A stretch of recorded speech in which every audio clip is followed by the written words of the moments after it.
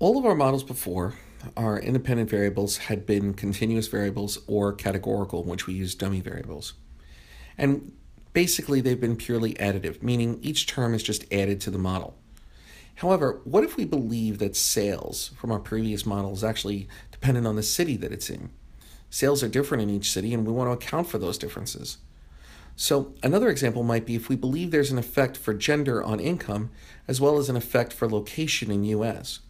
But we further believe that the values are different based on the combination of location and gender. So we call this effect an interaction effect. And what we're doing is we're multiplying the two values together to obtain a new term and establish a new coefficient. So as we see in the model here, we have our b0 plus b1 x1 plus b2 x2, and then we're adding another term, which is x1 times x2, and we're going to establish another coefficient b3 from it. So from our previous model, we said we believe that there is an interaction between sales and complaints. It could be any two variables, for that matter.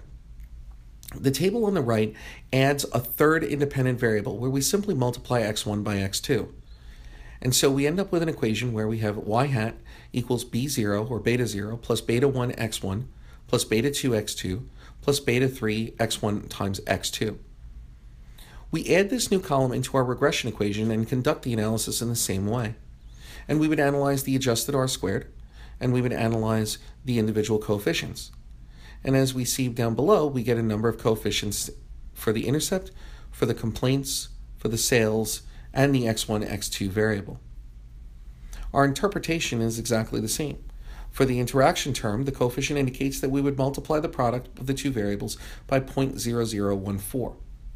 We should note again that in this particular model, the p-values are all greater than 0.05. Now, we're going to discuss that a little bit later, but when the p-value is greater than 0.05, the term itself will not be significant in the model, and therefore, we shouldn't include it in the model.